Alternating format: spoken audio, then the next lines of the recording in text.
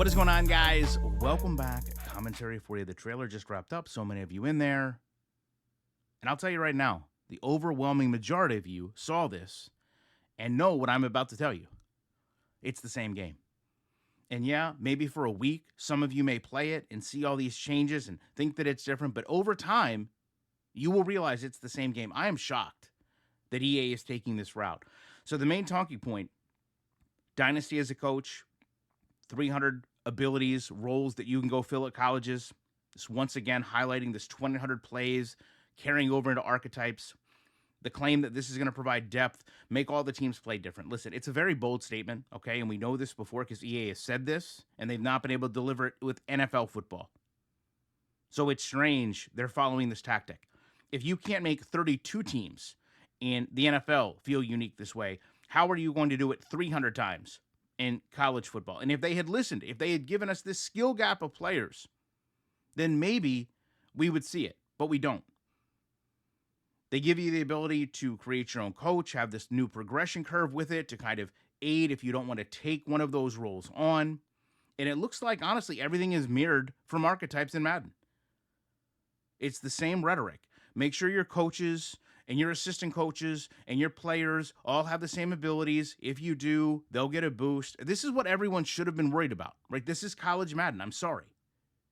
And I can already see people complaining, oh, you didn't read the notes. Look, if you can't show us the changes in the trailer, spare me the notes. And they could make an endless video about this. Go back to Madden 20. Remember when they were going to save Madden franchise? They were going to fix Madden franchise. They sat down for 20 minutes. And they told us all of these changes, what they meant, what they were going to do, what they were going to bring to the game. Many of them aren't even in the game anymore. So while this is being done now is a real concern. With Madden, so much of this was viewed as busy work.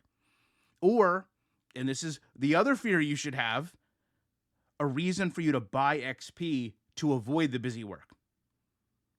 Because much of this doesn't really change how you play other teams. We get a trophy room. Okay, great. We've asked for a trophy room for years. Is it there? Yes. Are we supposed to be happy about this? Well, some people will be, but for me, this is a far cry from the 2K cribs that most people wanted, where you had an interactive place. People don't want to go through and sift through pages of icons that they've won, okay? Honestly, that could be housed in your gaming profile. It used to be housed years ago in your gaming profile. They've implemented global stats. Again, it seems like a tough thing to sell, right? Historical data, historical stats are now in the game. This should have been in the game. But now they're literally telling you, because you can go and compare your team's stats to historical stats, and this is a quote, it creates a new level of dimension to the game. So you're telling me, because you took numbers from the past and put them into a spreadsheet within the game, and now I can make numbers that equate to those. This is some new dimension in the game. This is a patch. Now, they've updated the transfer portal. Seems like it goes hand in hand with coaching archetypes. Would also create a situation where a player, might want to sign with you based on a scheme fit, and they claim that there's this stunted progression, so it's going to be slower. That's going to make it feel more realistic. I think the main worry with all of this stuff is that eventually we're going to start to carry these college players over to Madden.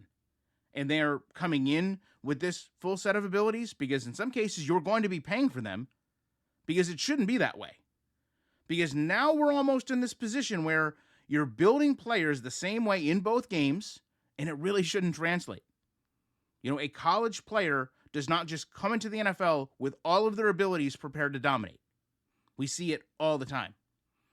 They have also updated this time allotment when spent recruiting players. So the further a player lives, the more it's going to cost you in these travel points. Again, is this a change? Yes. Is this a positive? I suppose. But the original Maximum Football, not even Doug Flutie's Maximum Football, the original, again, we're talking years ago, had this. This is a patch. This is not a selling point. This is not some deep strategy. This player does not really live somewhere far away. Some of you get so involved in this that you think you're actually living the life of this college player, that you're actually living the life of this coach, and these virtual players live far from you. It's all a game. It's all numbers. It doesn't matter. It doesn't change anything. Oh, the player lives 40 hours away? Now I have to deduct from this number. The wear and tear gets brought up again. And again, this is some major strategy point. I just don't see it. I just don't see it. It's injuries in a football game. With Madden, we know the injuries are random. We are still not where EA claimed we would be 20 years ago in the next-gen trailer.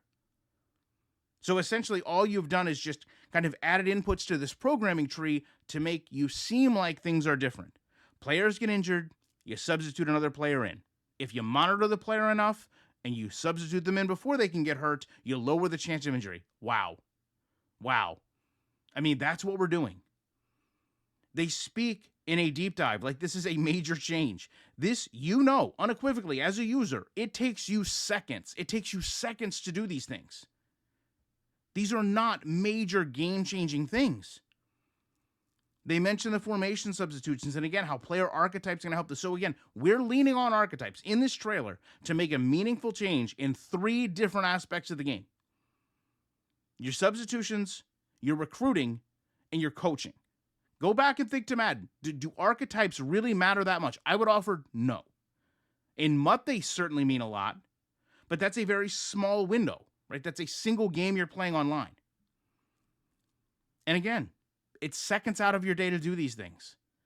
And I would say a lot of times in Madden, it's either overpowered or indifferent to how the player actually performs. They have brought in crossplay. That's a great thing. I think in this case, most games are expected to have some form of crossplay. But again, if we're talking about a deep dive, I personally believe we should be going above and beyond what should be there. By its very nature, a deep dive should be discussing things that bring depth to the game outside of what other games do or have.